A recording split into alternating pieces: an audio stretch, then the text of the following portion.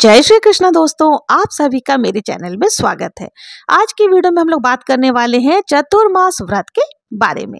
चतुर्मास क्या है, ये व्रत कब से शुरू होती है, क्या हमें ये व्रत करना चाहिए, गृहस्थ जीवन में रहकर हम इन व्रत के नियमों का पालन कर सकते हैं या नहीं, इस दौरान हमें क्या खाना चाहिए क्या नहीं, इत्यादि बहुत सारे ऐसे प्रश्न हैं जिनका उत्तर आज की वीडियो में आप लोगों को मिलने वाली है। ये जो व्रत होता है इसके नियम बहुत ही ज्यादा कठिन होते हैं, तो गृहस्थ में रहकर जितना हमसे बन पड़े अगर उतने भी नियमों को हमने पूरे महीने निभा लिया तो हमें पूरे महीने का पुण्य फल प्राप्त हो जाता है। सबसे पहले हम लोग ये जान लेते हैं कि चतुर्मास क्या होता है। जब आषाढ़ मास की एकादशी आती है तब ब्रह्मांड की गति ठहर सी जाती है, क्योंकि उसी दिन से भगवान श्री हरि विष्णु पाताल लोक में योग निद्रा में चले जाते हैं।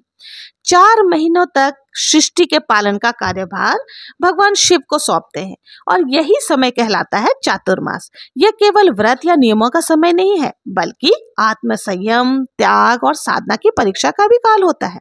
इन 4 महीनों में की गई साधना, दान, जप और उपवास सामान्य दिनों की अपेक्षा 100 गुना ज्यादा फल प्रदान करने वाले होते हैं। इस अवधि में देवी देवता स्थिर होते हैं, विवाह, मांगलिक कार्य आदि वर्जित हो जाते हैं और मनुष्य को अपने भीतर झांकने का सुअवसर प्राप्त होता है। चतुर्मास का उद्देश्य केवल व्रत को निभाना नहीं, बल्कि अपने जीवन को पवित्र भी बनाना है, तन से, मन से और भी कर्म से भी। तो आइए आज के इस वीडियो में जानते हैं चातुर्मास के नियमों के बारे में, पूजा विधि के बारे में, चातुर्मास के दौरान क्या करना चाहिए क्या नहीं, चातुर्मास का उद्यापन कब करना चाहिए और इस बार चातुर्मास कब से प्रारंभ हो रही है और कब समाप्त होगी। देखिए, साल 2025 में चातुर्मास प्रारंभ होगा 6 जुलाई दिन रविवार को, जिस दिन आषाढ़ मास की एकादशी है, यानी हरिशयनी एकादशी और देवशयनी एकादशी।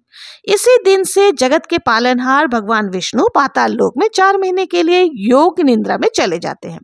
चतुर्मास समाप्त होगा 1 नवंबर 2025 दिन शनिवार को, कार्तिक शुक्ल पक्ष की एकादशी के दिन, जिस दिन देव उठान एकादशी होती है, जिसे हरि प्रबोधिनी एकादशी भी कहते हैं।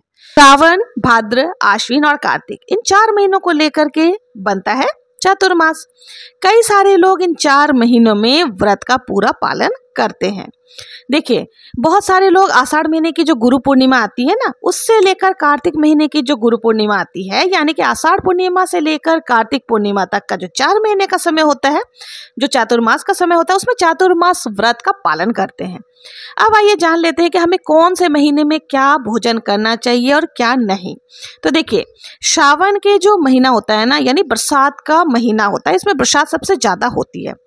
ऐसे में हमें हरी सब्जियां नहीं खानी चाहिए। देखिए, कारण ये होता है कि हरी सब्जियों में असंख्य कीड़े मकोड़े आदि अपने अंडे देते हैं, जो कि हमारे शरीर के लिए बहुत ही ज्यादा नुकसानदायी होती है। तो हमें इस समय साग का त्याग करना चाहिए, यानी हरी सब्जियों का त्याग करना चाहिए। अब देखिए, दूसरे महीने यानी कि भाद्रपद महीने में हमें दही खाने से बचना चाहिए। इसी तरह से आश्विन के महीने में दूध नहीं पीना चाहिए और कार्तिक के महीने में देखिए, धुली हुई जो दालें होती है ना, वो हमें नहीं खाने चाहिए। 2 टुकड़े वाले जो दाल होते हैं, ऐसे दाल जैसे मसूर के दाल हमें बिल्कुल भी नहीं खाना चाहिए। इसके कुछ नियम होते हैं चातुर्मास में, इनमें से कोई भी एक नियम आप ले सकते हैं कि सारे नियम तो हम लोग नहीं कर सकते हैं गृहस्थ जन में रह करके। तो अगर हम कोई एक नियम भी ले लेते हैं ना, तो भी हमारा जो चातुर्मास का व्रत होता है वो पूर्ण माना जाता है। सबसे पहला नियम है कि आपको भूमि पर शयन करना है, आपको अपने बिस्तर का त्याग करना होगा और बहुत ही सात्विक तरीके से आपको भूमि पर शयन करना है।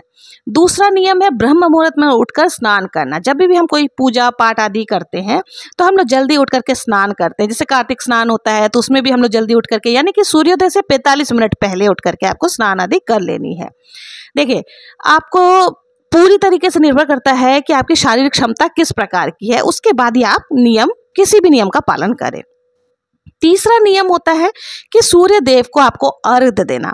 तो सूर्य देव को हो सके तो आप जैसे ही सूर्योदय होता है, जब लालिमा रहती है, उस समय अगर आप सूर्य देव को अर्घ्य देते हैं ना, तो आप बहुत ही ज्यादा विशेष इस समय का महत्व बताया गया है।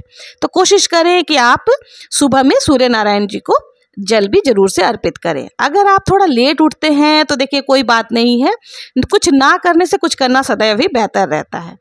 अब आइए जान लेते हैं कि आपको और कौन से नियमों का पालन करना है। देखिए, जब भी आपको समय मिले तो आप कोई सा भी पाठ कर सकते हैं। बहुत सारे लोग पूजा के टाइम पर ही पाठ कर लेते हैं और बहुत सारे लोग सुबह सुबह उठ करके पाठ करते हैं। काफ़ी सारे ऐसे गृहस्थ जन होते हैं जो कि सारे घर के कार्य करने के बाद, जैसे हाउसवाइफ्स आदि होती हैं, उनके पास सुबह के समय में बहुत ज़्यादा काम रहता है, बिल्कुल भी फुर्सत नहीं रहती है। तो ऐसे में आप शाम को भी जो है ना पाठ कर सकते हैं। जैसे सावन का महीना आ रहा है तो बहुत सारे लोग शिव महापुराण का पाठ करने का नियम लेते हैं, श्रावण मास का महात्मा पढ़ने का नियम लेते हैं। तो अगर आप भी इस तरह का कोई पाठ करने का नियम ले रहे हैं तो आप अपनी सुविधा के अनुसार कर सकते हैं। एक ही साथ देखिए, अगर आप सुबह सुबह नहा धो करके ये सारी चीज़ें कर लेते हैं तो एक ही साथ आपका सारा काम निपट जाता है। लेकिन अगर किसी कारणवश आपके पास सुबह के समय नहीं है तो कोई दिक्कत नहीं है, आप पाठ जो है शाम के समय भी कर सकते हैं। तो लेकिन आपको समय फिक्स कर लेना है कि जिस समय पर आपने पहला दिन पाठ किया ना, तो उसी समय पर कोशिश करें कि हर दिन आप पाठ करें। अब देखिए, माला जप आदि भी आप कर सकते हैं, हरि नाम संकीर्तन कर सकते हैं। कोई कहीं पर भी नाम कथा हो रहा हो वहाँ पर जाकर के कथा का श्रवण कर सकते हैं। यानी कि थोड़ा जो आप ना अपने मन को शुद्ध रखना है, जिस तरह से जैसे हर समय भगवान के नाम का जप आपको करते रहना है। आप पूजा पाठ अगर कर रहे हैं, नाम जप कर रहे हैं या दान करते हैं तो आप मंदिर में जाकर थोड़ी देर जरूर से बैठना भी चाहिए। वहाँ पर अगर कीर्तन आदि हो रहा है तो उसको सुनिए, बहुत ही अच्छा रहता है। इसके बाद देखिए, कौन से देवी देवता की हमें इस दौरान पूजन करनी चाहिए, विशेष पूजा क्या है। देखिए, हम लोग जैसे रोज अपनी दैनिक पूजा करते हैं ना, अपने मंदिर में धूप दीप आदि दिखाते हैं, सभी को भोग लगाते हैं, तो ये तो हम लोग करते ही हैं। तो विशेष पूजा क्या है? विशेष यह है कि हर एक महीना में एक विशेष देवी देवताओं को मतलब जो है उत्सव के रूप में पूजन किया जाता है। यानी कि कोई एक महीना, जैसे हम सभी को बताएं तो श्रावण का महीना जो है भगवान शिव को समर्पित है और भगवान शिव को अत्यंत प्रिय है। तो पूरे सावन के महीने में भगवान शिव जी का व्रत रखा जाता है, पूजन किया जाता है, जप तप आदि की जाती है, शिव जी के मंदिर में दर्शन करने के लिए जाते हैं, दीपदान आदि किए जाते हैं। वो सारी चीजें हमें बहुत ही ज्यादा पुण्य फल की प्राप्ति करवाता है। तो श्रावण का महीना भगवान शिव जी को समर्पित है। इसी तरह से जो है भाद्रपद का महीना जो है, उस समय भगवान श्री हरि जो विष्णु है, यानी कि उनका बाल स्वरूप लड्डू गोपाल जी की पूजा की जाती है, जन्माष्टमी आदि व्रत आते हैं, तो ये पूरा महीना जो है समर्पित उनको होता है। तो इस बहुत ही धूमधाम से हम लोग जैसे जन्माष्टमी का उत्सव मनाते हैं। सभी को पता है कि कृष्ण भक्त एकदम उस दिन के लिए इंतजार करते हैं। तो हमें उस दिन भाद्रपद महीने में भगवान श्री कृष्ण, भगवान लड्डू गोपाल जी, भगवान श्री हरि विष्णु नारायण की पूजा अर्चना करनी चाहिए। इसके बाद आता है आश्विन का महीना, उसमें शरद नवरात्रि होती है, शारदीय नवरात्रि जिसे कहा जाता है वो होती है।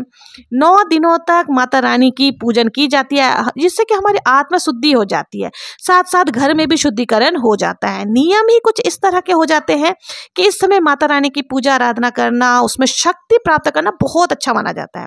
तो आश्विन के महीने में माँ दुर्गा का पूजन करना चाहिए, माँ पार्वती की पूजा की जाती है और साथ ही में कार्तिक का जो महीना होता है, इसमें इसी महीने में कार्तिक का ही अंतिम महीना होता है चातुर्मास का, और इसी महीने में देव उठनी, जो देव उठान बोलते हैं, एकादशी भी आती है। उसी एकादशी में भगवान श्री विष्णु नारायण अपनी योग निद्रा से जागृत हो जाते हैं। इसके बाद जो एकादशी के अगले दिन या कोई उसी दिन भी तुलसी विवाह कराते हैं भगवान शालिग्राम जी के साथ में।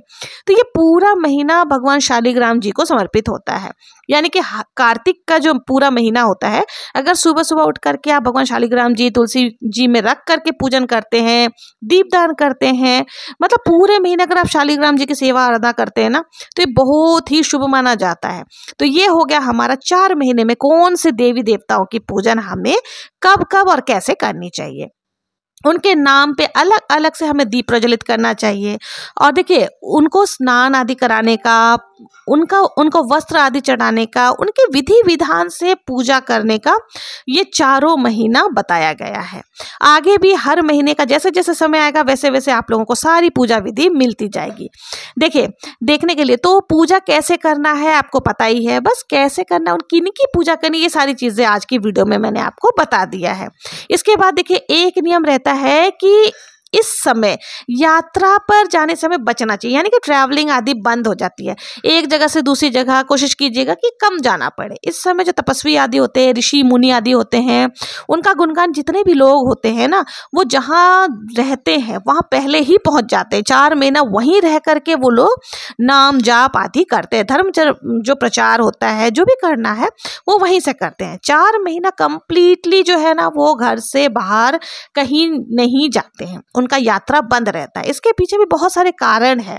देखिए, बरसात के कारण नदियों में उछाल आ जाते हैं, सेतु वगैरह टूटने का डर होता है, बहुत सारे कीड़े मकोड़े आदि जो हैं वो उपजित हो जाते हैं।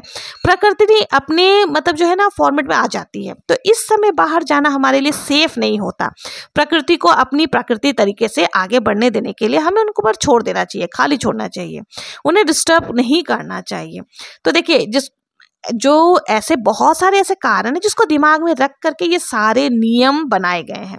इनके पीछे बहुत ही बड़े बड़े साइंटिफिक रीजन भी हो सकते हैं। ऐसा नहीं है कि आंख बंद करके मानना है, बहुत सारे साइंटिफिक रीजन होते हैं। इसके बाद देखिए, इस महीने में दान करना, ध्यान लगाना, जप करना, पूजा पाठ का विशेष महत्व माना गया है। अगर आप पूजा पाठ आदि ज़्यादा नहीं कर सकते हैं तो आप शाम को किसी भी शिव मंदिर में, नारायण मंदिर में दीपदान आदि कर सकते हैं, बहुत ही अच्छा माना जाता है।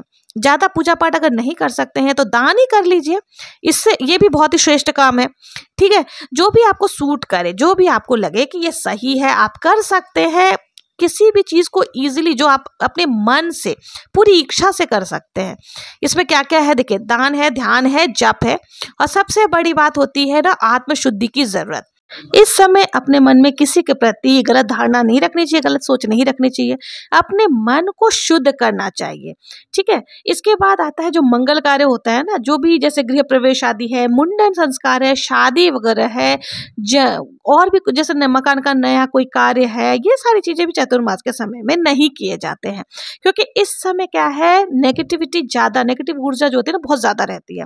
तो कोई भी शुभ कार्य में अड़चन आ सकती है, प्रॉब्लम हो सकती है, क्योंकि प्रकृति का सिचुएशन कुछ ऐसा रहता है, ग्रह नक्षत्र का सिचुएशन भी कुछ ऐसा ही रहता है कि ओवरऑल ये अच्छा रिजल्ट नहीं दे पाते हैं।